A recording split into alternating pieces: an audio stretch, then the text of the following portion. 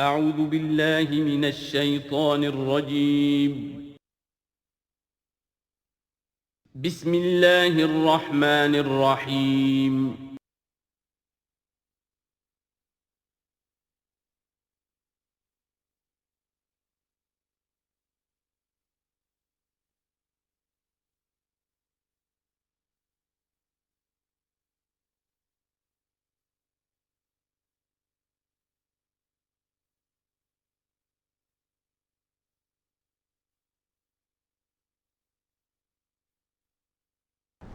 اعوذ باللہ من الشیطان الرجیم بسم اللہ الرحمن الرحیم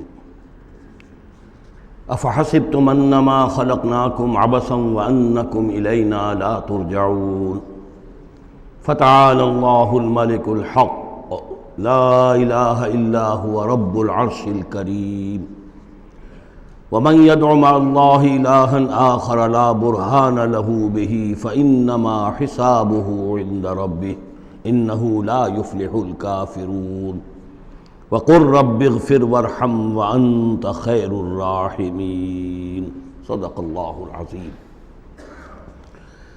رب اشرح لی صدری ویسر لی امری واحلل عقدۃ من لسانی یفقہوا قولی۔ سورہ مومنون کی جو آخری 4 آیات ہیں بہت جامع ہیں، بہت پرجلال ہیں۔ افحسبتم انما خلقناکم عبثا وانکم الینا لا ترجعون، کیا تم نے یہ سمجھا تھا کہ ہم نے تمہیں بیکار پیدا کیا تھا، بے مقصد پیدا کیا تھا، اور یہ کہ تم ہماری طرف لوٹائے نہیں جاؤ گے؟ یعنی یہ کہ در حقیقت اگر آخرت کا تصور موجود نہ ہو تو تخلیق انسانی کا مقصد کو سمجھ میں نہیں آتا۔ عام حیوانات کی طرح انسان ہوتا تو بات ٹھیک تھی، لیکن انسان عام حیوان نہیں ہے۔ اس میں خاص طور پر جو نیکی اور بدی کا امتیاز ودیت کیا گیا ہے، اس کے اندر جو ایک مورل سینس ہے، اخلاقی حس ہے، کچھ چیزوں کو یہ برا سمجھتا ہے، کچھ چیزوں کو اچھا سمجھتا ہے، اور یہ یونیورسل ہے، یہ کسی ایک قوم یا ایک علاقے کے لوگوں کی بات نہیں ہے۔ یہ مورل ویلیوز جو ہے یہ پرماننٹ ہے، یونیورسل ہے، گلوبل ہے۔ تو آخر ان کا نتیجہ کیا ہے؟ گندم از گندم بروید، جو سے جو، گندم سے گندم اگنی چاہیے، جو سے جو، لیکن ہم دنیا میں تو دیکھتے ہیں کہ نیکی کا نتیجہ لازماً اچھا نہیں نکلتا اور بدی کا نتیجہ لازماً برا نہیں نکلتا۔ تو کوئی دوسری دنیا ہونی چاہیے، دوسری زندگی ہونی چاہیے۔ یہی دلیل ہے ایمان بالآخرہ کے لیے، جس کو قرآن مجید مختلف مواقع پر استعمال کرتا ہے۔ چنانچہ سورہ آل عمران کے آخری رکوع میں ہم یہ دیکھ چکے ہیں، ربنا ما خلقت ھذا باطلا سبحانک فقنا عذاب النار۔ گویا کہ وہی بات یہاں ہے، اور اگر اسے اس پچھلے سلسلہ کلام سے علیحدہ سمجھے تو ترجمہ ہوگا کیا تم نے یہ سمجھا ہے؟ یہ گویا کہ اب مجھ سے اور آپ سے اللہ تعالیٰ مخاطب ہیں، جو بھی قرآن کا پڑھنے والا ہے۔ افحسبتم انما خلقناکم عبثا، اے انسانوں کیا تم نے یہ سمجھا ہے کہ ہم نے تمہیں بیکار بے مقصد پیدا کیا ہے؟ وانکم الینا لا ترجعون، اور تم ہماری طرف لوٹائے نہیں جاؤ گے؟ فتعالی اللہ الملک الحق، تو بہت بلند و بالا ہے بادشاہ جو سچا بادشاہ ہے، الملک ہے۔ ظاہر بات ہے کہ کوئی بادشاہ دنیا میں ایسا نہیں ہو سکتا کہ جو اپنے غداروں کو سزا نہ دے، وفاداروں کو خلعتیں نہ دے، جاگیریں نہ دے، انعامات نہ دے۔ دنیا کا نظام چل نہیں سکتا جزا و سزا کے بغیر۔ تو وہ الملک القدوس الملک الحق کیسے ممکن ہے کہ وہ اپنے جانثاروں، وفاداروں، تابع داروں، ان کو کوئی اجر و ثواب نہ دے، ان کی کوئی قدر افزائی نہ کرے، ان کی جو جانثاریاں ہیں ان کا انہیں کوئی صلہ نہ دے، اور جو ان کے غدار تھے، اس کے باغی تھے، انہیں کوئی سزا نہ دے؟ کیسے ممکن ہے؟ وہ تو بادشاہ ہے، بہت بلند و بالا، اور بادشاہ برحق ہے۔ لا الہ الا ہو، اس کے سوا کوئی معبود نہیں۔ رب العرش الکریم، وہ بہت عزت والے عرش کا مالک ہے۔ ومن يدع مع اللہ الہا آخر، اور جو کوئی بھی پکارے گا اللہ کے ساتھ کسی اور الہ کو، یعنی اللہ کے ساتھ پکارنا ہے، اللہ کو بھی پکار رہا ہے، کسی اور کو بھی پکار رہا ہے، لا برہان لہ بہ، اس کے لیے، اس کے حق میں، اس کے تائید میں کوئی برہان، کوئی دلیل موجود نہیں ہے۔ فإنما حسابہ عند ربہ، تو اس کا حساب جو ہے اس کے رب کے پاس ہے، اللہ تعالیٰ اس سے حساب لے لے گا۔ انہ لا یفلح الکافرون، اس میں کوئی شک نہیں ہے کہ ایسے کافر فلاح نہیں پائیں گے۔ وَقُلْ رَبِّ اغْفِرْ وَارْحَمْ وَأَنْتَ خَيْرُ الرَّاحِمِينَ، اور دعا کرو کہ پروردگار ہمیں معاف فرما، ہمیں بخش دے اور ہم پر رحم فرما، اور یقیناً تو تمام رحم کرنے والوں میں سب سے بہتر رحم کرنے والا ہے۔ سورۃ النور۔ اب یہاں 14 وہ جو صورتیں تھیں جو میں نے عرض کیا جو مکیات ہیں مسلسل، ان میں سے ایک سورہ حج کے بارے میں اور ایک سورہ رعد کے بارے میں بھی بعض لوگوں کا خیال ہے کہ وہ مدنی ہیں، لیکن واقعہ یہ ہے کہ جن کو بھی مکی اور مدنی صورتوں کے مزاج سے واقفیت ہو گئی ہے، جو اس کو پہچانتے ہیں، وہ جانتے ہیں کہ یہ سارا سلسلہ جو ہے مکیات کا ہے اور ان میں کوئی مدنی صورت نہیں ہے۔ کہیں کہیں کسی مدنی آیت کا شامل ہو جانا یہ بالکل علیحدہ بات ہے، لیکن یہ کہ اب ان 14 صورتوں کے بعد اب یہ ہے واحد صورت مدنی ہے، اور یہ سورۃ النور ہے۔ یہ سن 6 کے آس پاس نازل ہوئی ہے، سن 6 ہجری، اور اس میں ایک بہت اہم واقعہ جو آیا ہے وہ حضرت عائشہ صدیقہ رضی اللہ تعالی عنہ پر جو تہمت لگائی تھی منافقین نے، اور اس میں سب سے بڑا رول تو تھا رئیس المنافقین عبداللہ ابن ابی کا، لیکن یہ کہ اور دوسرے منافقین بھی اور ان کے ساتھ ہی کچھ سادہ لوح مسلمان بھی اس فتنے میں کہیں شریک ہو گئے تھے، متاثر ہو گئے تھے، اور یہ کافی یوں سمجھیے کہ خود حضور صلی اللہ علیہ وسلم کے لیے بھی اور حضرت عائشہ صدیقہ کے لیے تو بہت ہی زیادہ تکلیف کا اور کرب کا یہ دور رہا ہے۔ بسم اللہ الرحمن الرحیم۔ سورۃ انزلناها وفرضناها وانزلنا فیہا آیات بینات لعلکم تذکرون۔ یہ ایک سورت ہے، یہ انداز کسی اور سورت کا نہیں ہے، اس انداز میں اس کا آغاز، اور سورۃ نکرہ کو اگر تفخیم کے لیے مانا جائے تو یہ ایک عظیم سورت ہے جو ہم نے نازل کی ہے، اور ہم نے اس کو لازم کیا ہے تم پر، فرض کیا ہے تم پر۔ وانزلنا فیہا آیات بینات، اور اس میں ہم نے اتنی بڑی روشن آیات نازل کی ہیں، لعلکم تذکرون، تاکہ تم یاد رکھو، تاکہ تم نصیحت اخذ کرو۔ اس سورہ مبارکہ کا جوڑا جو ہے وہ آپ کو 8 مکی صورتوں کے بعد پھر جا کر ملے گا، اور وہ ہے سورہ احزاب۔ ان دونوں میں بڑی گہری مناسبت ہے، اور تقریباً حجم بھی برابر ہے، دونوں 9 رکوعوں پر مشتمل ہیں، اگرچہ اس کی آیات جو ہیں یہ چونکہ بعد میں نازل ہوئی ہے تو 9 رکوع 64 آیات میں ہے، وہاں 9 رکوع 73 آیات میں ہے، وہ پہلے نازل ہوئی، وہ سن 5 میں نازل ہوئی، یہ سن 6 میں نازل ہوئی، لیکن دونوں میں آیت نمبر 35 سورہ احزاب کی بھی سورہ نور کی بھی نہایت اہم ہے، ایمان کی حقیقت اور اسلام کی کیفیات کے بارے میں۔ الزانیۃ والزانی فاجلدوا من کل واحد منہما 100 جلدہ۔ زنا کرنے والی عورت ہو، خواہ زنا کرنے والا مرد ہو، ہر ایک کو ان میں سے 100 کوڑے مارے جائیں۔ ولا تاخذکم بہما رأفۃ فی دین اللہ، اور تمہیں اللہ کے اس دین کے معاملے میں نہ روک دے کوئی شے ان کے اوپر مہربانی کے راستے سے، نہ تمہیں روک لے، پکڑ لے، لا تاخذکم بہما، ان کے ساتھ نرمی اور ان کے ساتھ شفقت، فی دین اللہ، اللہ کے دین میں، یہ اللہ کا دین ہے، اللہ کی شریعت ہے، یہ اللہ کی حد ہے، اور اس حد کے اجرا میں کسی کی ہمدردی، کسی کے ساتھ تمہارا تعلق، تمہاری دل کی نرمی، تمہاری شفقت یہ کہیں آڑے نہ آ جائے۔ ان کنتم تؤمنون باللہ والیوم الآخر، اگر تم ایمان رکھتے ہو اللہ پر اور یوم آخر پر۔ یہ جو حد ہے یہ ہے اصل میں زانی زانیہ جو غیر شادی شدہ ہو اس کے لیے 100 کوڑے ہیں، یہ حد ہے جو قرآن میں آئی ہے۔ زانی اور زانیہ اگر شادی شدہ ہے تو اس کی حد قرآن میں نہیں ہے، لیکن وہ سنت رسول صلی اللہ علیہ وسلم سے ثابت ہے، اور شریعت اسلامی کا چونکہ جو اس کی سورسز ہیں، اس کی ایک بنیاد ہے اللہ کی کتاب، اور دوسری بنیاد جو انڈیپینڈنٹلی قرآن مجید سے آزاد ہو کر ایک مستقل بنیاد ہے، مستقل سورس ہے، وہ سنت رسول ہے صلی اللہ علیہ وسلم۔ تو رجم کا جو حکم ہے وہ سنت سے ہے، اور جیسا کہ میں آپ کو بتا چکا ہوں اصل میں یہ اس قاعدہ کلیہ کے تحت ہے کہ سابقہ شریعت میں، شریعت موسوی میں بعض احکام وہ تھے کہ جن کی نفی نہیں آئی ہے، اور انہیں جو کہ نبی اکرم صلی اللہ علیہ وسلم نے اس امت کے اندر بھی جاری رکھا ہے۔ ان میں سے یہ 2 حکم جو ہیں بہت اہم ہیں، ایک قتل مرتد کا حکم ہے، اور دوسرے زانی اور زانیہ جو شادی شدہ ہو اس کے سنسار کیے جانے کا حکم ہے۔ وَلْيَشْهَدْ عَذَابَهُمَا طَائِفَةٌ مِّنَ الْمُؤْمِنِينَ، اور چاہیے کہ جب انہیں یہ حد جاری کی جا رہی ہو، سزا دی جا رہی ہو، تو اس وقت موجود رہیں اور دیکھیں کچھ لوگ اہل ایمان میں سے، یعنی یہ پبلک میں ہو، اس لیے کہ اصل میں جو فلسفہ ہے اسلام میں جو سزاؤں کا اور تعزیرات کا اور حدود کا، وہ ڈیٹرنٹ کا ہے کہ ایسی سزا ہو کہ جس سے بہت سوں کو عبرت ہو جائے۔ اگر آپ نے علیحدہ جا کر کہیں کمرے کے اندر کسی کو پھانسی دے دی تو ٹھیک ہے، لوگوں کو پتہ چلا کہ مر گیا، ویسے بھی مر جاتے ہیں لوگ، حادثے میں مر جاتے ہیں، فوت ہو جاتے ہیں، لیکن یہ ہے کہ اگر سر عام دار پر لٹکایا گیا ہو تو اب کتنے لوگوں کو، دیکھنے والوں کو عبرت ہوگی اور ہوش ٹھکانے آ جائیں گے۔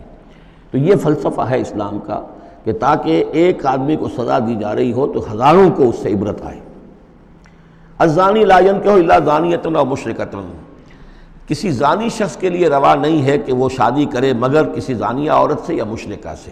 یہ کسی قانون کے درجے میں بات نہیں ہے، بلکہ یہ ایک اخلاقی طور پر گویا کہ تعلیم دی جا رہی ہے کہ زانی لوگ تو اسی کے، یعنی ان کا حال تو ایسا ہے کہ انہیں تو مستحق اگر ہے تو شادی کے کسی زانیہ سے یا مشرکہ سے۔ والزانیۃ لا ینکحھا، اور زانی عورت ہو تو وہ بھی اس لائق نہیں ہے کہ اس سے کوئی نکاح کرے مگر صرف بدکار مرد یا مشرک۔ وحرم ذلک علی المؤمنین، اور یہ دونوں جو ہیں زانی مرد اور زانی عورتیں یہ تو حرام کر دی گئی ہیں مومنین کے حق میں، اللہ یہ کہ کوئی توبہ کرے، جو بھی ہے معاملہ وہ علیحدہ ہے اس سے۔ والذین یرمون المحصنات ثم لم یاتوا باربعۃ شہداء، اور جو لوگ جو خاندانی عورتیں ہوں، حفاظت میں ہوں کسی خاندان کے اور نکاح کے ان قید میں ہوں، چاہے نکاح کے قید میں ہوں تو ڈبل احسان ہو گیا کہ خاندانی بھی ہے اور دوسرے یہ کہ نکاح کی قید میں بھی ہے، نکاح کی حفاظت بھی انہیں حاصل ہے۔ نہیں تو یہ کہ اگر غیر شادی شدہ ہیں لیکن کسی شریف خاندان سے ہیں، آزاد خاندان سے ہیں، اگر ان کی عورتوں میں کوئی شخص جو ہے ان پر عیب لگائے، زنا کا الزام لگائے اور پھر وہ نہ لا سکے، ثم لم یاتوا باربعۃ شہداء، 4 شہید نہ لا سکے، فجلدوہم، تو پھر اب ان کو کوڑے مارو، 80 جلدہ، 80 کوڑے، 80 دبرے، ولا تقبلوا لہم شہادۃ ابدا، اور ان کی شہادت اب کبھی آئندہ قبول نہ کرو، واولئک هم الفاسقون، اور یقیناً یہی لوگ فاسق اور نافرمان ہیں۔ یعنی زنا کا الزام اگر لگایا جا رہا ہو تو پھر جو الزام لگانے والا ہے اسے 4 گواہ چشمدید پیش کرنے ہوں گے۔ اگر وہ 4 چشمدید گواہ پیش نہیں کر سکتا تو گویا کہ اب یہ قذف کہلائے گا کہ اس نے ایک الزام لگایا ہے جس کو ثابت نہیں کر سکا، لہٰذا اس جرم کی سزا 80 کوڑے، کتنے قریب چلا گیا ہے۔ اور اس میں حکمت یہ معلوم ہوتی ہے کہ اگر فرض کیجئے کسی معاشرے میں، مسلمان معاشرے میں کسی لوگوں سے غلطی ہو گئی ہے، اس غلطی کا چرچا نہیں ہونا چاہیے الا یہ کہ اس کے لیے ثبوت موجود ہو کہ اسے کیفر کردار تک پہنچایا جا سکے۔ اگر تو ثبوت اتنا ہے کہ سزا دی جا سکے تو ضرور، لیکن اگر نہ ہو تو خاموش رہو، ورنہ یہ کہ خام خواہ برائی کا چرچا ہو جائے گا جبکہ اس کا سد باب ممکن نہیں ہے، اس کی سزا دینی ممکن نہیں ہے، تو اس میں سکوت جو ہے وہ بہتر ہے۔ الا الذین تابوا، سوائے ان کے کہ جو توبہ کر لیں من بعد ذالک، اس کے بعد وہ اصلح و اصلاح کر لیں، یعنی یہ کہ کبھی کسی زمانے میں ان سے یہ غلطی ہو گئی تھی، انہوں نے کوئی تہمت لگائی تھی زنا کی اور 4 گواہ پیش نہیں کر سکے، طویل عرصے تک جو ہے ان کی گواہی پھر کسی بھی اسلامی عدالت میں قبول نہیں کی گئی، لیکن بعد میں ان کی روش ایسی رہی ہے، رویہ ایسا رہا ہے، انہوں نے اصلاح کر لی ہے، توبہ کر لی ہے، اب وہ قابل اعتماد ہیں، تو یہ جو معاملہ ہے اس پر سے ختم ہو جائے گا، ان کی گواہی بعد میں قبول کی جا سکے گی۔ فإن اللہ غفور الرحیم، تو اللہ غفور الرحیم ہے۔ والذین یرمون ازواجہم ولم یکن لہم شہداء الا انفسہم، اب ایک خاص معاملہ آ رہا ہے کہ کسی شوہر نے اپنی بیوی کو دیکھا ہو زنا کرتے ہوئے، وہ الزام لگائے کہ میں نے دیکھا ہے اپنی بیوی کو زنا کرتے ہوئے، درحال ہے کہ اس کے پاس 3 اور گواہ نہیں ہیں، لیکن چونکہ یہ معاملہ ہے شوہر اور بیوی کا، اگر کسی اور عورت کا ہوتا تو اس کے اوپر 80 درے لگتے اس کو کہ اس نے الزام لگایا ہے، چاہے چشمدید ہے، چاہے اس نے دیکھا ہے، لیکن 3 گناہ اور نہیں لا سکا، 3 گواہ نہیں لا سکا ہے تو درے لگیں گے 80۔ لیکن معاملہ چونکہ بیوی کا ہے، اس کے لیے خاص قانون ہے، اس کو لعان کہتے ہیں۔ وہ یہ ہے کہ والذین یرمون ازواجہم، جو الزام لگائیں زنا کا اپنی بیویوں پر، ثم ولم یکن لہم شہداء، اور ان کے پاس گواہ موجود نہ ہوں، الا انفسہم، سوائے ان کی اپنی جانوں کے، انہوں نے خود دیکھا ہے، فشہادۃ احدہم 4 شہادات باللہ، تو یہ ایک شخص کی گواہی بھی 4 گواہیاں شمار کی جائیں گی جبکہ وہ قسم کھائے اللہ کی، انہ لمن الصادقین، کہ وہ سچا ہے، حلفیہ بیان کرے۔ والخامسۃ، اور 5ویں بات یہ کہ وہ یہ کہے کہ ان لعنت اللہ علیہ ان کان من الکاذبین، کہ اگر میں جھوٹا ہوں تو مجھ پر اللہ کی لعنت ہو۔ 4 مرتبہ قسم کھا کر گواہی دینا گویا کہ وہ 4 گواہوں کی گواہی کے قائم مقام ہو جائے گا، جبکہ پھر وہ یہ بھی کہے کہ اگر میں جھوٹا ہوں تو اللہ کی لعنت مجھ پر ہو، اللعنت اللہ علی الکاذبین ان کان من الکاذبین۔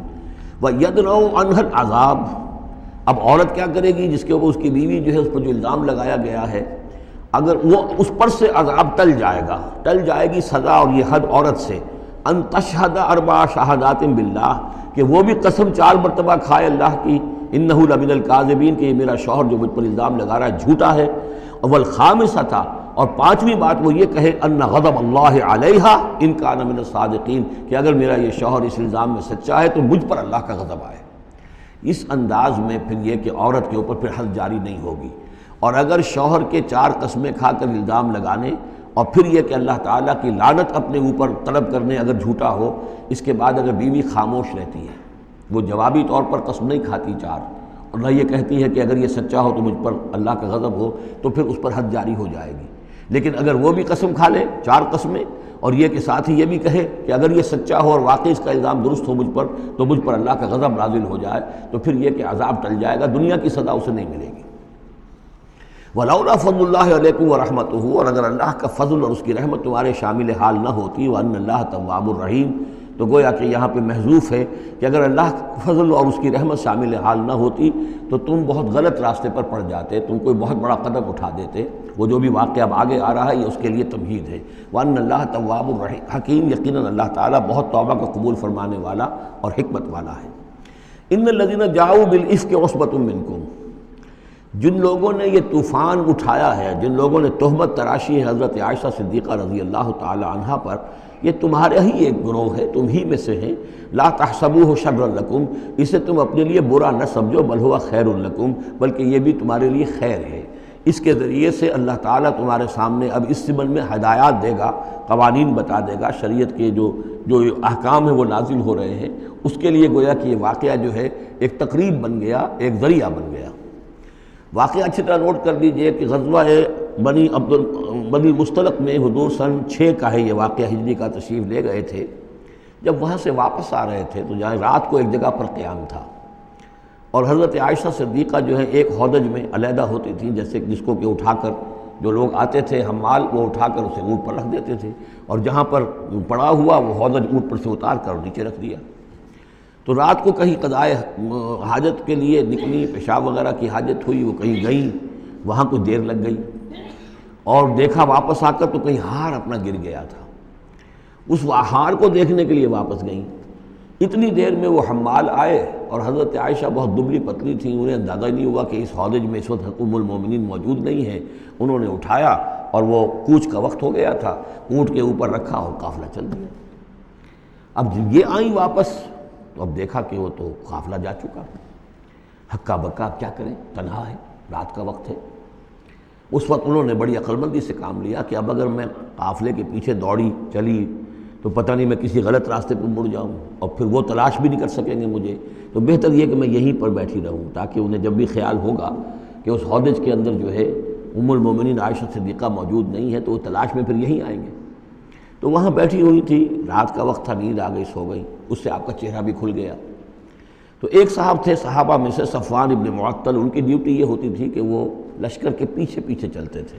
لشکر چل رہا ہے تو ذرا فاصلے سے کہ کہیں کوئی گری پڑی چیز رہ گئی ہو، کہیں کوئی بیمار ہو وہ چل نہ پایا ہو لشکر کے ساتھ اور رہ گیا ہو پیچھے، تو پیچھے وہ دیکھ بھال کرتے ہوئے آتے تھے۔ انہیں دور سے نظر آیا کہ یہاں کوئی شے پڑی ہوئی ہے، گٹھڑی سی پڑی ہے کوئی، تو جا کر دیکھا، حضرت عائشہ کو پہچان لیا، اور وہ کہتے ہیں کہ میں نے اس لیے پہچان لیا کہ حجاب کی آیت کے نازل ہونے سے پہلے میں نے انہیں دیکھا تھا۔ حجاب کی آیت نازل ہوئی ہے سورہ احزاب میں، سورہ احزاب 1 سال پہلے نازل ہو چکی ہے، تو جب تک حجاب کی آیت نہیں آئی تھی ظاہر بات ہے کہ وہاں پردہ نہیں تھا، کوئی نقاب نہیں اوڑھتی تھی خواتین، اور نہ امہات المومنین، لہذا پہچانتے تھے۔ تو وہ چونکہ چہرہ کھلا ہوا تھا ام المومنین کا، تو انہوں نے کہا انا للہ و انا الیہ راجعون، یہ الفاظ جو کہے تو حضرت عائشہ کی آنکھ کھل گئی، اور وہ پھر اٹھ کر بیٹھی، انہوں نے اپنا کپڑا درست کیا، لیکن پھر انہوں نے یہ کیا صفوان ابن معطل نے کہ اپنا اونٹ بٹھا دیا خاموشی کے ساتھ، حضرت عائشہ اس پر سوار ہو گئیں، اور وہ آگے اس کی وہ نکیل پکڑ کر وہ چلتے گئے اور قافلے میں پہنچ گئے۔ وہاں عبداللہ ابن ابی نے شور مچا دیا کہ خدا کی قسم تمہارے نبی کی یہ بیوی جو ہے بچ کر نہیں آئی ہے، مطلب یہ کہ یہ تو اب یہ معاملہ جو رہا ہے، تنہائی رہی ہے، علیحدہ رہے ہیں، تو گویا کہ زنا کا معاملہ ہو گیا ہے۔ یہ اس کی جو بھی اس کی گندی سوچ تھی، ظاہر بات ہے کہ مکھی تو گندگی پر بیٹھتی ہے، اس کو تلاش رہتی ہے گندگی کی، اس کے لیے تو یہ ایک موقع مل گیا اسکینڈل اٹھانے کا۔ یہ اسکینڈل بڑھتے بڑھتے ایک طوفان بن گیا، اور اس میں بعض جو ہیں بہت ہی مخلص لوگ بھی، حضرت حسان ابن ثابت رضی اللہ تعالیٰ عنہ جو دربار نبوی کے گویا کہ سرکاری شاعر تھے، ان کا بھی معاملہ اس کے اندر ایسا ہو گیا کہ وہ بھی ملوث ہو گئے۔ تو یہ ہے واقعہ افک کا۔ لیکن اس کے بعد قرآن مجید میں پھر یہ آیات نازل ہوئیں، اللہ تعالیٰ نے برات کر دی، اور پھر یہ کہ ان کی پاک دامنی اور پاک بازی جو ہے وہ ثابت ہو گئی، اور اس کے بعد یہ معاملہ رفع دفع ہو گیا۔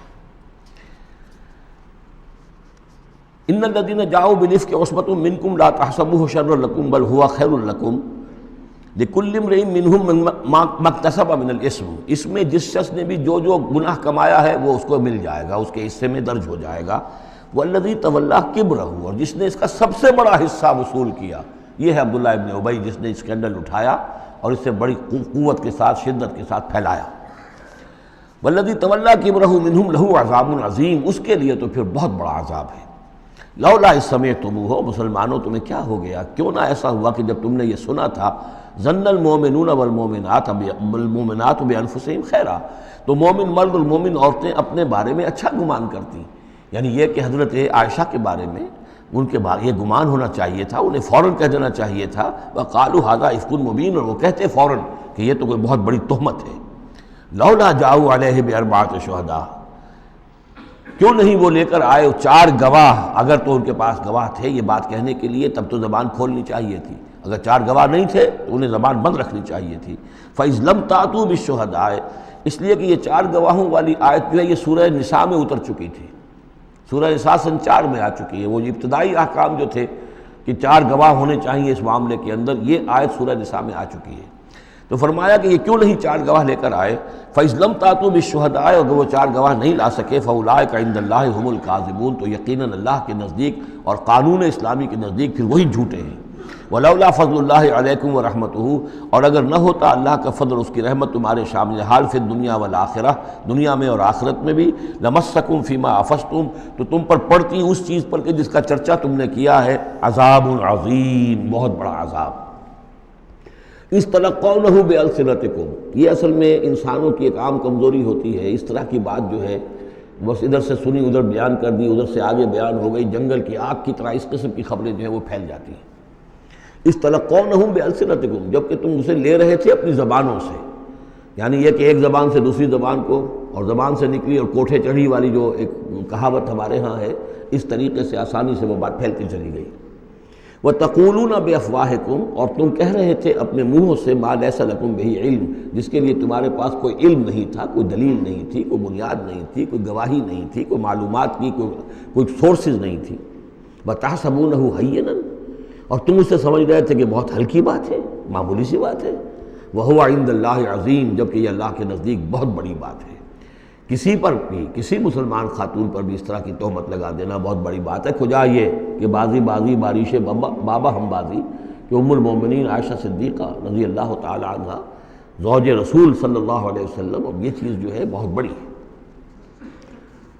وَلَوْلَا إِذْ سَمِعْتُمُوهُ قُلْتُم مَّا يَكُونُ لَنَا أَن نَّتَكَلَّمَ بِهَٰذَا، کیوں نہ ایسا ہوا کہ جب تم نے یہ سنا تھا تو تم کہتے کہ ہمارے لیے بالکل جائز نہیں ہے کہ ہم یہ بات زبان سے نکالیں۔ سبحانک، اللہ تو پاک ہے، ھذا بہتان عظیم، یقیناً یہ بہت بڑا بہتان ہے۔ یعظکم اللہ ان تعودوا لمثلہ، اللہ تعالیٰ تمہیں نصیحت کر رہا ہے مبادا تم دوبارہ پھر اس قسم کی کسی معاملے کے اندر اسی طریقے سے اعادہ کرو اور دوبارہ اسی کوئی حرکت کرو، ابداً کبھی بھی، ان کنتم مؤمنین، اگر تم مومن ہو۔ وَيُبَيِّنُ اللَّهُ لَكُمُ الْآيَاتِ، اور اللہ تعالیٰ تمہارے لیے اپنی آیات کو واضح کر رہا ہے، وَاللَّهُ عَلِيمٌ حکیم، اللہ علیم اور حکیم ہے۔ ان الذین یحبون ان تشیع الفاحشۃ فی الذین آمنوا لہم عذاب علیم، بے شک وہ لوگ جو یہ چاہتے ہیں کہ اہل ایمان میں بے حیائی کا چرچا ہو جائے تو ان لوگوں کے لیے بہت دردناک عذاب ہے۔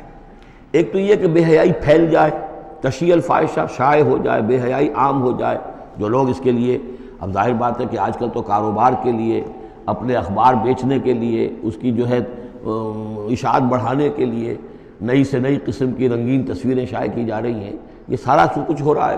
کسی شے کا اشتہار دینا ہو، عورت کی تصویر ساتھ ہوگی، یہ سارا کچھ جو ہو رہا ہے، تو یہ لوگ کون ہیں کہ جو اس بے حیائی کو، بے پردگی کو یہ در حقیقت اس معاشرے میں پھیلا رہے ہیں؟ تو وہ لوگ کہ جو چاہتے ہیں کہ معاشرے کے اندر بے حیائی پھیلے، اور ایک اس کا مفہوم یہ بھی ہے کہ اگر کہیں ایسی کوئی غلط حرکت ہوئی ہے اور اس کا چرچا ہو گیا۔ یہ آج ہمارے اخبارات کے اندر بہت بڑے پیمانے پر ہو رہا ہے، یہ اسکینڈلز شائع کر دیتے ہیں۔ اب وہ بات صحیح بھی ہے یا نہیں، غلط ہے تب بھی، لیکن ایک بات ہے، اس کا چرچا ہو گیا، پورے دنیا کے اندر پہنچ گئی۔ اب ظاہر بات ہے کہ بچے بھی پڑھتے ہیں، بچیاں بھی پڑھتی ہیں، ان کے لیے تو گویا کہ یہ ایک ان کی معلومات کا ایک کھاتہ کھل گیا کہ ایسا بھی ہوتا ہے۔ جس طریقے سے آج کل ہو رہا ہے معاملہ، اس کے جس طریقے سے اخبارات میں شائع کیا جا رہا ہے، تو اس کی اس اشاعت کے اندر خرابی کا پہلو زیادہ ہے، مضر پہلو زیادہ ہے۔ اگر ہے بھی ایسا معاملہ، اگر تو سزا کے قابل ہے تو گواہی دو اور سزا دلواؤ، اور ایسی سزا ہو کہ جس سے ایک کو سزا ہو اور ہزاروں کو ہوش آ جائے، اور اگر نہیں ہے تو خاموش ہو، اس کے اوپر زبان کھولنا بھی جو ہے در حقیقت بہت بڑا جرم ہے۔ ان الذين يحبون ان تشيع الفاحشة في الذين آمنوا لهم عذاب عليم في الدنيا والآخرة، دنیا میں بھی اور آخرت میں بھی۔ واللہ یعلم وانتم لا تعلمون، اللہ جانتا ہے اور تم نہیں جانتے۔ ولولا فضل اللہ علیکم ورحمتہ، اور اگر اللہ کا فضل نہ ہوتا تم پر اور اس کی رحمت نہ ہوتی تو یہ تو طوفان ایسا اٹھا تھا کہ اس کے بڑے دور تک نتائج نکل سکتے تھے، یہ محذوف ہے۔ وان اللہ رؤوف الرحیم، تو اللہ بہت رؤوف ہے اور رحیم ہے۔ یا ایھا الذین آمنوا لا تتبعوا خطوات الشیطان، اہل ایمان شیطان کے نقش قدم کی پیروی نہ کرو۔ ومن یتبع خطوات الشیطان، جو کوئی بھی شیطان کے نقوش پا کی پیروی کرے گا، فإنہ یأمر بالفحشاء والمنکر، تو شیطان تو اسے حکم دے گا، وہ تو حکم دیتا ہے بے حیائی کا اور منکر کا، بری بات کا۔ ولولا فضل اللہ علیکم ورحمتہ، اور اگر نہ ہوتا اللہ کا فضل اور اس کی رحمت تمہاری شامل حال، ما زکا منکم من احد ابدا، تم میں سے کوئی ایک انسان بھی کبھی پاک نہ ہو سکتا۔ اللہ تعالیٰ کا فضل ہے، اللہ کی رحمت ہے، ایک شخص سے غلطی ہو جاتی ہے، اللہ پردہ پڑا رہنے دیتا ہے تو اس کے اندر اصلاح کا مادہ پیدا ہو جاتا ہے۔ ایک دفعہ آدمی ننگا ہو جائے تو پھر ڈھیٹ ہو جاتا ہے۔ اس سے یہ کہ اللہ تعالیٰ جو ہے ان چیزوں کے اندر اس کی بڑی حکمت ہے کہ اگر کوئی غلطی ہو گئی ہے فوراً نہیں پکڑتا، وہ اس کو مہلت دیتا ہے، اصلاح کرے۔ ولولا فضل اللہ علیکم ورحمتہ، اگر نہ ہوتا اللہ کا فضل تم پر اور اس کی رحمت، ما زکا منکم من احد ابدا، تم میں سے کوئی بھی کبھی نیک اور پارسا نہ بن سکتا اور پاک نہ ہو سکتا۔ ولکن اللہ یزکی من یشاء، بلکہ یہ تو اللہ تعالیٰ ہی پاک کرتا ہے جس کو چاہتا ہے۔ واللہ سمیع علیم، اللہ سمیع علیم ہے۔ ولا یأتل اولو الفضل منکم والسعة ان یؤتوا اولی القربى والمساکین والمہاجرین فی سبیل اللہ۔ اس آیت کی بھی شان نزول ہے کہ حضرت ابو بکر صدیق رضی اللہ تعالیٰ عنہ کے ایک یا تو بھانجے تھے یا خالہ زاد بھائی تھے، حضرت مصطح۔ یہ حضرت مصطح جو ہے غریب آدمی تھے، اور حضرت ابو بکر ان کی مدد کیا کرتے تھے، پیسے سے، مال سے ان کی ضرورت جو ہے پوری کرتے تھے۔ لیکن یہ مصطح بھی اس میں شریک ہو گئے۔ حضرت عائشہ صدیقہ رضی اللہ تعالیٰ عنہ پر جو تہمت کا معاملہ چلا، تو حضرت ابو بکر کو جب معلوم ہوا کہ مصطح بھی اس معاملے کے اندر شریک ہے، تو پھر غصے میں آ کے ان کا قسم کھا لی کہ میں اب اس کے ساتھ کبھی کوئی بھلائی نہیں کروں گا، اس نے اتنی بڑی غلطی کی ہے، اور اس معاملے کے اندر میری بیٹی کا معاملہ ہے، اور اس میں اس کو یہ خیال نہیں آیا کہ میں اس کے ساتھ کتنا کچھ احسان کرتا ہوں، اور اس نے اس کے اندر جو ہے وہ خود بھی شریک ہو گیا۔ اس پر اللہ تعالیٰ کی طرف سے گرفت آ رہی ہے کہ نہیں ابو بکر یہ ٹھیک نہیں ہے، جو بھی اس سے غلطی ہوئی، لیکن تم جو نیک کام کر رہے تھے اس کا کیوں قسم کھاتے ہو کہ اس کے اندر تم مدد نہیں کرو گے۔ ولا یأتل اولو الفضل منکم، اور نہ قسم کھائیں جو فضل والے ہیں، درجے والے ہیں تم میں سے، جن میں اللہ نے فضیلت دی ہے، نیکی میں بھی، ایمان میں بھی فضیلت دی ہے، دولت میں بھی فضیلت دی ہے، وسعت، اور جنہیں کشادگی دی ہے، مال کی کشادگی دی ہے، ان یؤتوا اولی القربی، کہ وہ کوئی صلہ رحمی کریں اپنے قرابت داروں کے ساتھ، کچھ دیں، مال اور صدقہ و خیرات دیں اپنے قرابت داروں کو، والمساکین والمہاجرین، اور محتاجوں کو اور وطن چھوڑنے والے مہاجرین کو، فی سبیل اللہ، اللہ کی راہ میں۔ تو یہ قسم نہ کھائیں۔ ولیعفوا ولیصفحوا، انہیں چاہیے کہ معاف کر دیں اور درگزر سے کام لیں۔ الا تحبون ان یغفر اللہ لکم، کیا تم یہ نہیں چاہتے کہ اللہ تمہیں معاف کرے؟ یعنی اے ابو بکر اگر تم یہ چاہتے ہو، تم سے بھی تو کوئی خطا آخر ہو جاتی ہے، اللہ معاف فرماتا ہے، کیا تم نہیں چاہتے کہ اللہ تمہاری خطاؤں سے درگزر کرے؟ الا تحبون ان یغفر اللہ لکم، کیا تم نہیں پسند کرتے اس کو کہ اللہ تمہیں معاف کرے؟ اس پر اس آیت کو سنتے ہی حضرت ابو بکر صدیق کے الفاظ یہ نقل کیے گئے، بلا یا ربنا انا نحب، کیوں نہیں پروردگار، ہم ضرور چاہتے ہیں کہ تو ہمیں معاف فرما دے۔ انہوں نے اپنی قسم کا کفارہ دیا، اور اس کے بعد جو بھی وہ کرتے تھے ان کے ساتھ بھلائی اور نیکی، اس سلسلے کو جاری کر دیا۔ واللہ غفور الرحیم، اور اللہ تعالیٰ غفور ہے اور رحیم ہے۔ ان الذین یرمون المحصنات الغافلات المؤمنات، یقیناً وہ لوگ کہ جو تہمت لگاتے ہیں ان پاک دامن عورتوں پر کہ جو غافل ہیں، جن کو ان چیزوں کا ہوش بھی نہیں ہے، جن کا گمان بھی ادھر نہیں گیا، المومنات اہل ایمان میں سے لعنوا فی الدنیا ایسی معصوم اور پاک دامن عورتوں پر جو تہمت لگانے والے ہیں ان پر پھٹکار ہے دنیا میں بھی اور آخرت میں بھی، وَلَهُمْ عَذَابٌ عَظِيمٌ اور ان کے لیے بہت بڑا عذاب ہے۔ یوم تشہد علیہم السنتہم وایدیہم، جس دن کے ان کے خلاف گواہی دیں گے، تشہد علیہم، علی کو نوٹ کر لیجئے، جس دن کے ان کے خلاف گواہی دیں گے، السنتہم ان کی اپنی زبانیں گواہی دیں گی، وایدیہم ان کے اپنے ہاتھ گواہی دیں گے، وارجلہم اور ان کے پاؤں گواہی دیں گے، بما کانوا یعملون، اب جو کچھ عمل وہ کر رہے تھے۔ یہ ہاتھ ہمارے پاس اللہ کی امانت ہے، میں اس سے غلط کام کر رہا ہوں تو یہ انڈر پروٹیسٹ میرا حکم تو مان رہا ہے، اس لیے کہ اللہ تعالیٰ نے مجھے میرے حوالے سے کیا ہوا ہے، لیکن اس کے اندر پروٹیسٹ ہے، قیامت کے دن یہی میرے خلاف مقدمہ کرے گا، پروردگار تو نے مجھے اس کے حوالے کیا تھا اور یہ مجھ سے میرے ذریعے سے غلط کام کرتا رہا۔ یہ پاؤں جو ہیں ہمارے خلاف گواہی دیں گے کہ پروردگار ہم اس کے تابع تھے، اس کے حکم کے مطابق چل رہے تھے، یہ بدبخت ہمیں چوری کرنے کے لیے جاتا تھا تو اس کے لیے استعمال کرتا تھا، یا کوئی اور برا کام کرنے کے لیے ہمارے پیروں ہمیں استعمال کرتا تھا۔ یومئذ یوفیہم اللہ دینہم الحق، اس دن اللہ تعالیٰ ان کا پورا بدلہ ان کو دے دے گا۔ یہ دین کے لفظ کو یہاں نوٹ کیجئے، دین بدلے کو کہتے ہیں، دین مالک یوم الدین، جزا و سزا کے دن کا مالک، بدلے کا دن۔ وَيَعْلَمُونَ أَنَّ اللَّهَ هُوَ الْحَقُّ الْمُبِينُ، اور وہ جان لیں گے کہ اللہ تعالیٰ ہی ہے الحق، سچا اور ہر بات کو کھول کر بیان کر دینے والا۔ الخبیثات للخبیثین والخبیثون للخبیثات، ناپاک عورتیں ناپاک مردوں کے لیے ہیں اور ناپاک مرد ناپاک عورتوں کے لیے ہیں، اور طیبات والطیبات للطیبین والطیبون للطیبات، اور ستھرے اور پاک باز جو خواتین ہیں وہ پاک باز مردوں کے لیے ہیں، اور پاک باز جو مرد ہیں وہ پاک دامن خواتین کے لیے ہیں۔ اولئک مبرؤون مما یقولون، یہ لوگ بری ہیں ان چیزوں سے کہ جو لوگ کہتے ہیں۔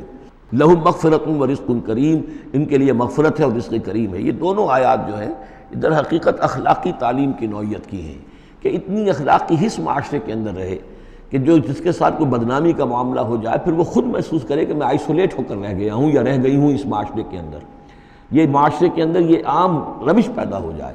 جیسے کہ پہلے آیا تھا وہ اس کے اندر بھی یہی بات تھی کہ زانی نکاح نہ کرے مگر کسی زانیہ سے یا کسی مشرکہ سے، وہ اس لائق نہیں ہے کہ اس کے نکاح میں کوئی مسلمان خاتون آئے پاک دامن اور عفت والی۔ اس طرح زانیہ جو ہے اس سے کوئی نکاح نہ کرے سوائے مشرک کے، یہ قانونی چیزیں نہیں ہیں، جیسا کہ میں نے عرض کیا یہ اخلاقی، تاکہ ایک نفرت پیدا ہو زنا سے، بدکاری سے۔ اسی طریقے سے معاشرے کے اندر ایک عام فضا، ایک حس ایسی پیدا ہو جائے کہ جس میں جو لوگ بھی ایسی گراوٹوں میں مبتلا ہوں وہ خود اپنی آنکھوں میں ذلیل ہو کر رہ جائیں۔ یا ایھا الذین آمنوا لا تدخلوا بیوتا غیر بیوتکم حتی تستأنسوا، اب اس حوالے سے بہت سے جو احکام آ رہے ہیں، یہ سورہ نور اور سورہ احزاب ان دونوں میں معاشرتی احکامات ہیں۔ معاشرتی احکامات میں خاص طور پر وہ جو ایک آیت آئی ہے سورہ بنی اسرائیل میں، وَلَا تَقْرَبُوا الزِّنَا إِنَّهُ كَانَ فَاحِشَةً وَسَاءَ سَبِيلًا، اس زنا کا سد باب کرنے کے لیے اسلام کے معاشرتی نظام میں بہت دور دور تک اقدامات کیے گئے ہیں۔ قریب مت جاؤ زنا کے، یعنی زنا کو ایریڈیکیٹ کرنا معاشرے میں یہ ایک بہت بڑا آبجیکٹیو ہے، اور اس کے لیے دور دور تک اقدامات، مثلا پردہ ہے، ستر ہے، لباس کے احکام دیے گئے ہیں۔ معاشرہ جو ہے ہمارا جو ہے وہ مکسڈ سوسائٹی نہ ہو، مخلوط معاشرہ نہ ہو، مردوں کی ذمہ داریاں علیحدہ ہیں، عورتوں کی علیحدہ ہیں، معاشرہ جو ہے سیگریگیٹڈ ہو، مردوں اور عورتوں کے درمیان اختلاط نہ ہو۔ یہ ساری چیزیں کس کے لیے؟ یہ اسی لیے ہے کہ یہ در حقیقت اس قدر شدید کشش ہے مرد اور عورت کے اندر، یہ اللہ نے جو دو جنسیں بنائی ہیں، اور اس میں یقیناً جو سیکس کا معاملہ اتنا پوٹنٹ موٹیو ہے کہ اس کو اگر پوری طریقے سے، جیسے گھوڑا بہت منہ زور ہو تو اسے بہت باندھ کر رکھنا پڑے گا اور بڑا اس کو کنٹرول کرنے کے لیے محنت کی ضرورت ہے، اسی طریقے سے اس سیکس کو ڈسپلن کرنا اور صحیح انداز میں اس کو جو ہے ہارنس کرنا، اور اس کے لیے یہ ہے کہ غلط راستوں سے اس کو بچانا، اس کے لیے بڑے دور دور تک احکام دیے گئے، اور یہ پورا معاشرتی نظام اسلام کا اسی بنیاد پہ اب قائم ہے۔ اب اسی میں سے مثلاً یہ گھر کی پرائیویسی بھی ہے، ایک گھر ہے، گھر میں ایک شوہر ہے، اس کی بیوی ہے، اب آپ فوراً چلے گئے سیدھے گھر کے اندر، نہیں، اے اہل ایمان مت داخل ہوا کرو گھروں میں اپنے گھروں کے سوا، حتیٰ تستانسوا، یہاں تک کہ بول چال کر لو، اجازت لے لو، وتسلموا علی اہلہا، اور اذن لینے کی اس وقت جو ہوتی تھی شکل وہ یہی کہ جا کر دروازے پر کہو السلام علیکم، معلوم ہوا کہ کوئی صاحب ہیں کہ جو آئے ہیں ملنا چاہتے ہیں، اور اندر آنا چاہتے ہیں۔ اب اس کے بعد یہ کہ وہ اپنی آئیڈینٹی دیں اور پھر ان کو آنے کی اجازت دی جائے، یہ نہیں کہ بے دھڑک چلے جا رہے ہیں۔ ذالکم خیر لکم لعلکم تذکرون، یہی تمہارے لیے بہتر ہے تاکہ تم نصیحت حاصل کرو۔ فإن لم تجدوا فيها أحدا فلا تدخلوها، اگر اس گھر میں کوئی نہ ہو تو پھر اس میں داخل مت ہو، حتیٰ یؤذن لکم، یہاں تک کہ تمہیں اجازت دی جائے۔ جو گھر کا مالک ہے وہ اگر اجازت دے کہ ہاں میرا گھر اس وقت خالی ہے تم اس میں جا سکتے ہو، ورنہ یہ کہ خالی گھر کے اندر جہاں کوئی نہیں ہے داخلے کی اجازت نہیں ہے۔ وَإِن قِيلَ لَكُمْ، اور اگر کہا جائے تم سے ارجعوا، چلے جاؤ، لوٹ جاؤ، اس وقت میں ملنے کے لیے تیار نہیں ہوں یا میں اپنی کسی مشغولیت میں ہوں، فرجعوا، تو لوٹ جاؤ۔ اب دیکھیے یہ آداب ہیں۔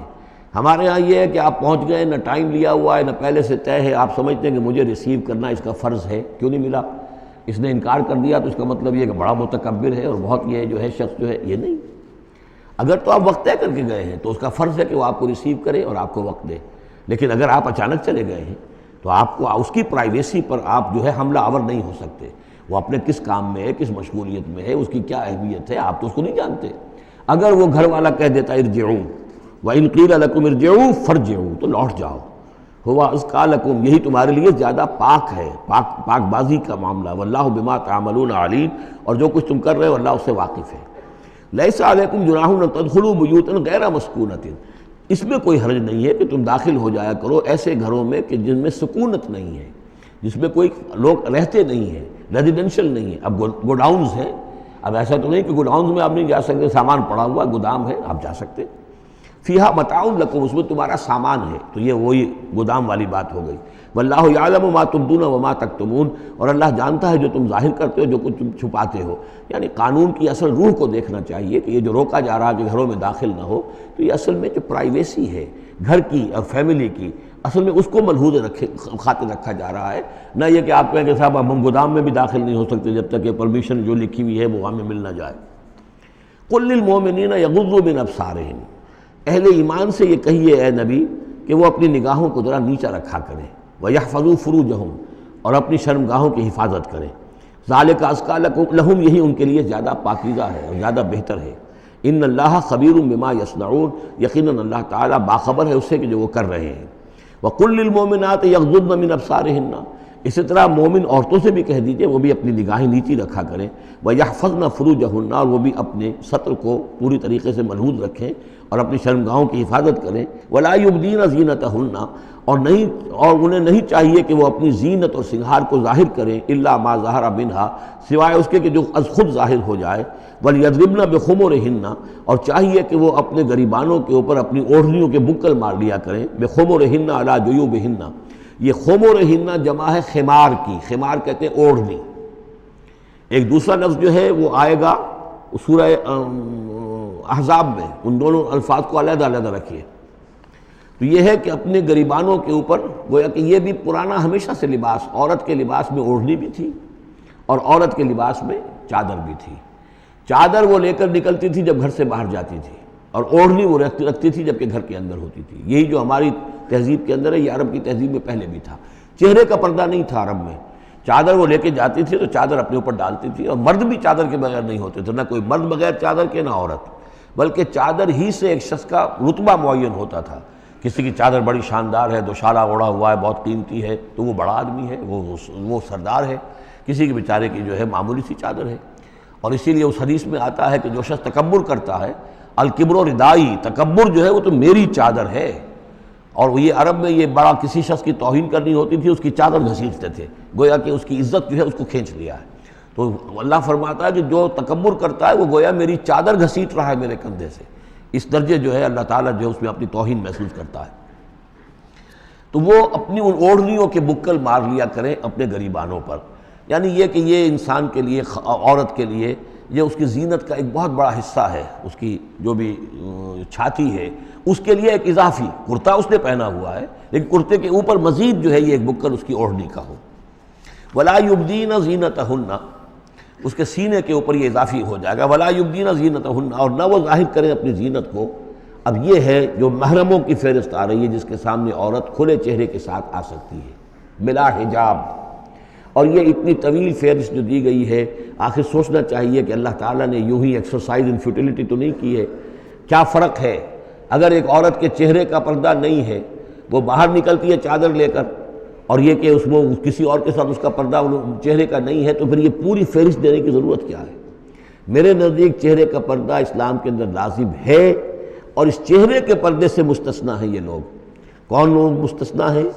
الا لبعولتہن، ان کے شوہر نمبر ایک، او آبائہن، یا ان کے باپ، اور باپ سے مراد باپ، دادا، چچا، یہ سب چلیں گے، او آبائے بعولتہن، یا ان کے شوہروں کے باپ، او ابنائہن، یا ان کے اپنے بیٹے، او ابنائے بعولتہن، یا ان کے شوہروں کے بیٹے، یعنی ان کے شوہروں کی کسی اور بیوی سے اولاد ہے، بیٹے ہیں، تو وہ بھی محرم ہیں، وہ نامحرم نہیں ہے۔ او اخوانہن، یا ان کے اپنے بھائی، او بنی اخوانہن، یا ان کے بھائیوں کے بیٹے، او بنی اخواتہن، یا یہ ہو گئے، او بنی اخواتہن، یا ان کے بھانجے، او نسائہن، یا ان کی عورتیں، اپنی عورتیں، جان پہچان کی عورتیں، عام عورتیں نہیں، نسائہن، او ما ملکت ایمانہن، یا یہ کہ جو ان کے غلام اور ان کی لونڈیاں ہیں۔ اکثر و بیشتر اہل سنت کے نزدیک یہاں مرد غلام مراد نہیں ہے بلکہ لونڈیاں مراد ہیں۔ اب التابعین غیر اولی الاربۃ، یا ایسے تابع لوگ جو کہ صرف خدمت گار ہیں، بعض اوقات ہوتا ہے خاندانی طور پر جو ہے وہ خدمت گار کرنے والے ہیں، باپ بھی کہیں ملازم تھا اسی گھر میں، اب اس کی اولاد بھی وہیں پر ہے، وہ بھی کام کر رہی ہے، بچپن سے وہیں پلے ہیں۔ ایسے لوگ ہوتے ہیں کہ جن کو واقعتاً پھر اس گھر کی خواتین سے اس طرح کا خیال کبھی نہیں آ سکتا کہ ان کے بارے میں وہ کوئی بری بات سوچیں۔ اب التابعین غیر اولی الاربۃ، یا وہ تابع کہ جو کہ کوئی غرض نہیں رکھتے اس قسم کے معاملات سے، من الرجال، مردوں میں سے۔ اب الطفل الذین لم یظہروا علی عورات النساء، یا وہ لڑکے کہ جو ابھی عورتوں کے جو مخفی معاملات ہیں ان سے واقف ہی نہیں، ابھی وہ جنسی جو بھی باتیں ہیں ان سے واقف نہیں ہیں۔ ولا یضربن، یہ فہرست مکمل ہو گئی۔ یہ ہیں محرم لوگ جن کے سامنے عورت بغیر چہرے کے پردے کے آ سکتی ہے۔ باقی یہ کہ زینت جو خود بخود ظاہر ہو جائے، اب ظاہر ہے کہ آپ نے چادر بھی لی ہوئی ہے، کسی خاتون نے برقع بھی اوڑھا ہوا ہے، لیکن اب کسی کا قد ہے، ماشاءاللہ وہ قد ایسا ہے، سرو قد ہے کوئی خاتون، تو وہ کہاں چھپائے گی اس قد کو؟ وہ تو ظاہر ہو جائے گا۔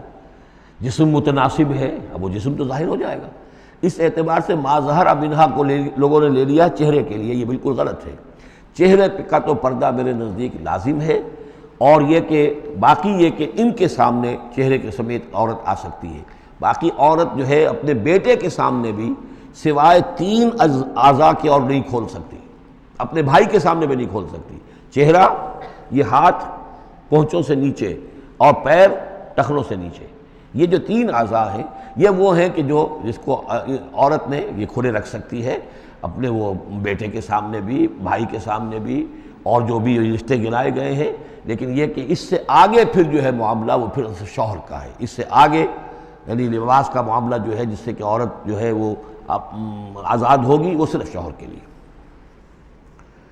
وَلَا يَضْرِبْنَ بِأَرْجُلِهِنَّ لِيُعْلَمَ مَا يُخْفِينَ مِنْ زِينَتِهِنَّ، اور نہ ایسا ہو کہ وہ اپنے پاؤں مار کر چلیں، کوئی زیور جو ہے پاؤں میں پہنا ہوا اس کی جھنکار ہو تاکہ لوگوں جو ہے ادھر متوجہ ہو جائیں۔ لِيُعْلَمَ مَا يُخْفِينَ مِنْ زِينَتِهِنَّ، تاکہ لوگوں کے علم میں آ جائے کہ کیا انہوں نے چیز چھپائی ہوئی ہے اپنی زینت میں سے، کیا زیورات پہنے ہوئے ہیں۔ وَتُوبُوا إِلَى اللَّهِ جَمِيعًا أَيُّهَا الْمُؤْمِنُونَ، اور اے اہل ایمان سب کے سب مل کر اللہ کی جناب میں توبہ کرو، لَعَلَّكُمْ تُفْلِحُونَ، تاکہ تم فلاح پاؤ۔ وَأَنكِحُوا الْأَيَامَ مِنكُمْ، اور دیکھو اپنی بیواؤں کی شادیاں کر دیا کرو۔ وَالصَّالِحِينَ مِنْ عِبَادِكُمْ، یہ بھی اب ایک بہت اہم ہے بات۔ ہندوانہ ہمارا معاشرہ جو ہے وہ بیوہ کی شادی جو ہے وہ تو جائز بھی نہیں سمجھتا، یا بہت ہی یوں سمجھیے کہ اس کے نزدیک بہت ہی ناپسندیدہ بات ہے، اور ہمارے ہاں بھی یہ ہو گیا ہے۔ حالانکہ یہاں حکم ہے انکحوا الایام منکم، بیواؤں کی شادیاں کر دیا کرو۔ والصالحین من عبادکم و امائکم، اور تمہاری جو بانیاں ہوں، غلام ہوں، ان میں سے بھی جو سمجھدار ہوں، جن کے کردار کے بارے میں تمہیں اعتماد ہو، ان کی بھی شادیاں کر دیا کرو۔ ایک کی کنیز ہے، ایک کا غلام ہے، ان کی شادی ہو جائے۔ اب ظاہر بات ہے وہ کنیز جو ہے اپنے آقا کے، اب اس کے ساتھ وہ تمتع نہیں کر سکے گا، اس لیے کہ اس نے اجازت دے دی ہے کہ اس کی کنیز کی شادی ہو گئی ہے کسی غلام کے ساتھ۔ وَالصَّالِحِينَ مِنْ عِبَادِكُمْ وَإِمَائِكُمْ إِنْ يَكُونُوا فُقَرَاءَ، اگر وہ فقیر ہوں گے، مہر وغیرہ دینے کی ان کے اندر ہمت نہیں ہے، صلاحیت نہیں ہے، يُغْنِهُمُ اللَّهُ مِنْ فَضْلِهِ، تو اللہ تعالیٰ ہو سکتا ہے کہ ان کو اپنے فضل سے غنی کر دے۔ وَاللَّهُ وَاسِعٌ عَلِيمٌ، اللہ واسع، بہت سمائی رکھنے والا، کشائش والا، کشادگی والا اور جاننے والا ہے۔ یعنی یہ بھی ہے کہ کسی وقت انسان سوچے کہ اگر میں شادی کروں گا تو وہ بھی اپنی قسمت ساتھ لے کر آئے گی، کیا پتہ کہ میرے اس وقت حالات جو ہیں اگر کچھ خراب بھی ہیں تو اللہ تعالیٰ اس کی قسمت سے، اس کے حوالے سے وہ اللہ تعالیٰ میرے لیے رزق کا دروازہ کھول دے۔ وَلْيَسْتَعْفِفِ الَّذِينَ لَا يَجِدُونَ نِكَاحًا، اور جو لوگ نکاح کی قدرت بالکل نہ رکھتے ہوں، شادی کر ہی نہ سکتے ہوں، کچھ بھی نہ ہو ان کے پاس، نہ کوئی گھر ہو جس میں کہ اپنی بیوی کو رکھ سکیں، نہ کوئی نان نفقے کا سامان ہو، نہ کوئی مہر دے سکیں، وَلْيَسْتَعْفِفْ، تو انہیں چاہیے کہ وہ اپنی عفت کی حفاظت کریں، پوری طریقے سے اپنے اس جو جنسی جذبے کو کنٹرول کریں۔ الَّذِينَ لَا يَجِدُونَ نِكَاحًا حَتَّى يُغْنِيَهُمُ اللَّهُ مِنْ فَضْلِهِ، یہاں تک کہ اللہ تعالیٰ انہیں اپنے فضل سے غنی کر دے۔ وَالَّذِينَ يَبْتَغُونَ الْكِتَابَ مِمَّا مَلَكَتْ أَيْمَانُكُمْ فَكَاتِبُوهُمْ، اور تمہارے غلاموں میں سے جو تمہارے ساتھ چاہیں مکاتبت کرنا۔ یہ مکاتبت کا قاعدہ یہ تھا کہ غلام یہ طے کرتا تھا کہ جناب میں آپ کو اتنے لاکھ درہم دے دوں گا، اتنی مدت کے اندر اندر آپ مجھے آزاد کر دیجئے، تو یہ معاہدہ ہو گیا، اب وہ آزاد ہو گیا، لیکن آزادی اسی میں ہے کہ اسے وہ رقم اتنی عرصے کے اندر ادا کرنی ہے، اب وہ کمائے گا، محنت کرے گا، کوشش کرے گا اور وہ رقم ادا کر دے گا، یہ مکاتبت تھی۔ تو جو بھی تمہارے غلاموں میں سے مکاتبت چاہیں، مما ملکت ایمانکم فکاتبوہم، تو یہ مکاتبت کر لیا کرو۔ قرآن مجید نے وہ تمام راستے کھولے ہیں کہ جن سے غلاموں کی آزادی کا جو ہے آسانی کے ساتھ تدریجاً سہج انداز کے اندر ان کی غلامی کا جو ہے سلسلہ ختم ہو کر آزادی کی طرف راستہ کھل جائے۔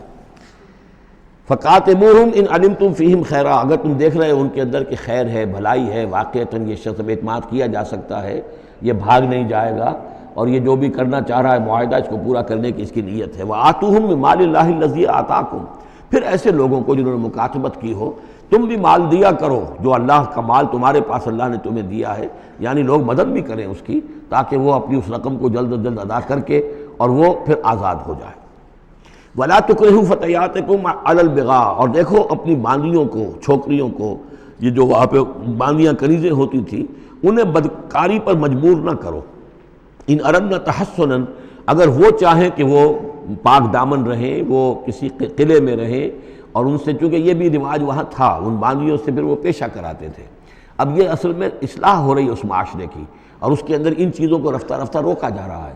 جیسے سورہ نساء میں آیا تھا، ایسا بھی ہوتا تھا کہ باپ کی بیویاں جو ہیں، اپنی جو سوتیلی مائیں ہیں، انہیں اپنے گھر میں ڈال دیا، لیکن یہ ساری چیزیں رفتہ رفتہ ایک ایک کر کے پھر ان کی بندش ہوئی ہے، تو وہ اپنی لونڈیوں سے پیشہ کراتے تھے اور کمائی خود کھاتے تھے۔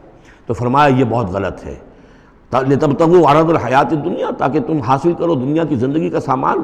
وَمَنْ يُكْرِهُنَّ فَإِنَّ اللَّهَ مِنْ بَعْدِ إِكْرَاهِهِنَّ غَفُورٌ رَحِيمٌ، اور اگر کوئی ان کو مجبور کرے گا اس کام کے لیے تو اللہ تعالیٰ ان کی اس مجبوری کی بنا پر ان کے حق میں غفور اور رحیم ہوگا۔ تم پر وبال آئے گا، جو کام یہ غلط کروائے گا وبال اس پر آئے گا۔ اگر وہ خود جو ہے مجبوراً کر رہی ہے اور وہ اس کے لیے ذہناً تیار نہیں ہے تو بہرحال اللہ اس کے حق میں غفور اور رحیم ہوگا۔ وَلَقَدْ أَنزَلْنَا إِلَيْكُمْ آيَاتٍ مُبَيِّنَاتٍ، اور دیکھو ہم نے نازل کر دی ہیں تمہاری جانب یہ روشن آیات، وَمَثَلًا مِّنَ الَّذِينَ خَلَوْا مِن قَبْلِكُمْ، اور وہ ساری باتیں بھی ہم نے بتا دی ہیں کہ جو ان لوگوں میں تھیں جو تم سے پہلے تھے۔ یہ ساری گندگیاں، معاشرتی خرابیاں جو ہیں یہ پہلوں کے اندر بھی تھیں، ہم نے ان سب کی نشاندہی کر دی ہے۔ وَمَوْعِظَةً لِّلْمُتَّقِينَ، اور اہل تقویٰ کے لیے ہم نے نصیحت یہ نازل فرما دی ہے۔ قَدْ جَاءَتْكُم مَّوْعِظَةٌ مِّن رَّبِّكُمْ وَشِفَاءٌ لِّمَا فِي الصُّدُورِ۔ اب یہ 5واں رکوع آ رہا ہے، اور یہ ہمارے اس منتخب نصاب کا جو دوسرا حصہ ہے، ایمان کی بحث، اس کے ضمن میں یہ بہت اہم درس ہے۔ اور یہ آیت نمبر 35 جو آ رہی ہے، یہ قرآن مجید کی عظیم ترین آیات میں سے ہے۔ اس سورہ مبارکہ کی بھی آیت نمبر 35 اور سورہ احزاب میں بھی بالکل ٹھیک یہی نمبر، آیت نمبر 35 آپ کو ملے گی۔ یہ ایمان پر اور وہ اسلام کی کیفیات پر قرآن مجید کی عظیم ترین آیات ہے۔ اللہ نور السماوات والارض، اللہ آسمانوں اور زمین کا نور ہے۔ مثل نور ہی، اس پر ایمان کی مثال، اس کے نور ایمان کی مثال ایسی ہے کہ مشکاتن، جیسے ایک طاق ہے، فیہا مصباح، اس میں ایک چراغ روشن ہے۔ المصباح فی زجاجہ، وہ چراغ جو ہے چمنی کے اندر ہے، شیشہ ہے اس کے اوپر، جیسے لالٹینیں ہوتی تھی پچھلے زمانے میں، گلوب کے ساتھ جو ہے وہ لیمپ ہوتے تھے۔ الزجاجۃ کأنہا کوکب دری، اور وہ شیشہ چمک رہا ہے جیسے کہ ایک چمکدار ستارہ ہو۔ یوقد من شجرۃ، اور اس مصباح میں، اس دیے میں، اس چراغ میں جلایا جا رہا ہے تیل، کس کا؟ ایک شجرہ مبارکہ زیتونہ کا، ایک ایسا مبارک درخت زیتون کا، لا شرقیۃ ولا غربیہ، جو نہ شرقی ہے نہ غربی ہے، یعنی یہ کہ درخت ہے، جھنڈ ہے ایک، اب اگر تو اس جھنڈ کے مشرق میں کوئی درخت ہے تو صبح کی دھوپ تو انہیں ملے گی، شام کی نہیں ہوگی، مغرب میں ہے تو شام کی دھوپ مل جائے گی، صبح کی نہیں ملے گی۔ ایک علیحدہ کھڑا ہوا ہے کوئی جس کے نہ ادھر کوئی اور ہے نہ ادھر کوئی اور درخت ہے، تو پورے دن کی تمازت دھوپ کی جو ہے وہ جذب کر رہا ہے۔ اور ایسے درخت کا جو روغن زیتون ہوتا تھا وہ بہت صاف شفاف، اسی کی مثال دی جا رہی ہے کہ نہ شرقی ہے نہ غربی ہے، وہ کسی جانب سے اوٹ میں ہے ہی نہیں۔ یکاد زیتھا یضیء، اس کا جو روغن ہے وہ بھڑک اٹھنے کو بیتاب ہے، قریب ہے کہ روشن ہو جائے۔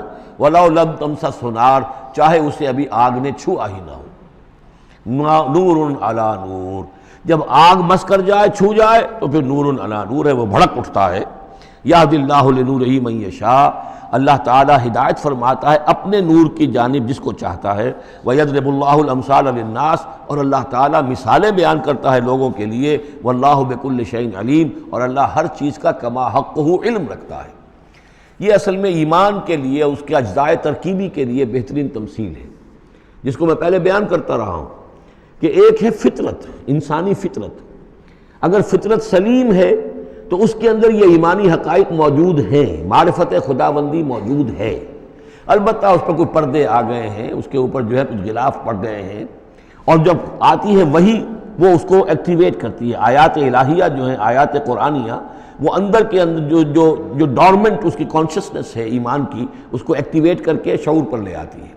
اس کو یوں سمجھے کہ جیسے تیل ہے، اب تیل ایک ہے کڑوا تیل، جس سے کہ ہم دیے کبھی جلایا کرتے تھے، اب تو شاید ہی کہیں آپ نے دیکھا ہو دیا کس کو کہتے ہیں، لیکن اس میں وہ کڑوا تیل جو جلتا تھا تو کڑوا تیل خود آگ نہیں پکڑ سکتا، اس میں بتی ڈالنی پڑتی تھی، کوئی کپڑے کی بتی ہے بٹکر، یا یہ کہ وہ روئی کی بتی بنائی ہے، اس بتی کا پھر آگ لگاتے تھے تو جل تو رہا ہے تیل، لیکن بواسطہ بتی، براہ راست وہ تیل جلنے کی پوزیشن میں نہیں ہے۔ لیکن ایک تیل ہے پیٹرول، اس کو جو کڑوے تیل سے روشنی حاصل کرنے کے لیے جتن کرنے پڑ رہے ہیں آپ کو جلانے کے لیے، اور پیٹرول گویا کہ بیتاب ہے، وہ بھڑک اٹھنے کو بیتاب ہے، ذرا سی چنگاری قریب آئی اور بھڑک گیا۔ اسی طریقے سے انسانوں کی طباع کا فرق ہے۔ کچھ لوگوں کی جو فطرت ہے اتنی سلیم ہوتی ہے، اتنی نیکی ہوتی ہے اس کے اندر، کہ جیسے ہی وہی سامنے آئی آئینہ جگمگا اٹھا ایک دم، اس لیے کہ اوپر غبار ہے ہی نہیں، اس کے اوپر کوئی اور جو ہے پردے پڑے ہوئے ہیں ہی نہیں۔ یہ مثال صدیقین کی ہے جو میں نے کل بھی آپ سے عرض کیا تھا کہ جیسے کہ حضور نے فرمایا میں نے جس کے سامنے بھی دعوت ایمان رکھی اس نے کچھ نہ کچھ توقف اور تردد ضرور کیا، سوائے ابو بکر کے کہ ایک لحظے کا بھی توقف نہیں کیا۔ یہ اس لیے کہ ان کی فطرت اتنی سلیم تھی، گویا کہ وہ پیٹرول تھا ان کے اندر جو بھڑک اٹھنے کو بیتاب تھا کہ ذرا قریب بھی اگر دیاشنائی آ گئی تو بھڑک اٹھے۔ لیکن کچھ لوگ وہ تھے کہ جن کا تیل اتنا صاف اور پاک نہیں تھا، ان میں کوئی تکدر تھا، انہیں وقت لگ گیا، اگرچہ یہ کہ بالآخر وہ ایمان لے آئے، لیکن یہ کہ کچھ اس میں بتی ڈالنی پڑی، کوئی اس کے لیے محنت کرنی پڑی۔ السابقون الاولون من المہاجرین والانصار والذین اتبعوہم بإحسان، پھر وہ لوگ ہیں جو بعد میں درجہ بدرجہ پھر ان کے بعد آتے چلے گئے۔ تو اسی طریقے سے ایمان کی مثال ہے کہ یہ روغن فطرت یا نور فطرت، نور روح، روحانی نور جو ہمارے اندر ہے نور تجلی بھی اسی خاک میں پنہاں، غافل تجرا صاحب ادراک نہیں ہے۔ وہ جو ہماری روح کے اندر ہے، روح ملکوتی کے اندر جو نور ہے، یہ نور اور باہر سے جو قرآن کا نور، وحی کا نور آیا، ان دونوں کے نور کے اجتماع سے پھر نور علی نور کی کیفیت پیدا ہوئی۔ اب وہ نور ایمانی جو ہے وجود میں آ گیا۔ اللہ نور السماوات والارض مثل نورہ کمشکاۃ فیہا مصباح المصباح فی زجاجہ۔ اور ذہن میں رکھیے یہ ہمارا جو پنجر ہے پسلیوں کا، اس کی واقعتاً طاق کی سی شکل ہے، یہ نیچے سے چوڑا ہو رہا ہے، اوپر سے تنگ ہو رہا ہے، طاق ایسے ہی ہوتے تھے۔ ڈائفرام جو ہے وہ اس طاق کا گویا کہ فلور ہے، جو ہمارے ایبڈومینل کیویٹی کو چیسٹ کیویٹی سے علیحدہ کرنے والا عضو ہے، اور دل رکھا ہوا ہے اس کے اوپر، یہ گویا کہ چراغ ہے۔ اس دل میں نور ایمان ہوتا ہے، اس دل کے اندر جو ہے وہ اللہ کا نور، اور یہ نور بنا ہے دو چیزوں سے، ایک وہ نور فطرت جو اس کے اندر موجود تھا اس کی روح کے اندر، اور ایک نور وحی۔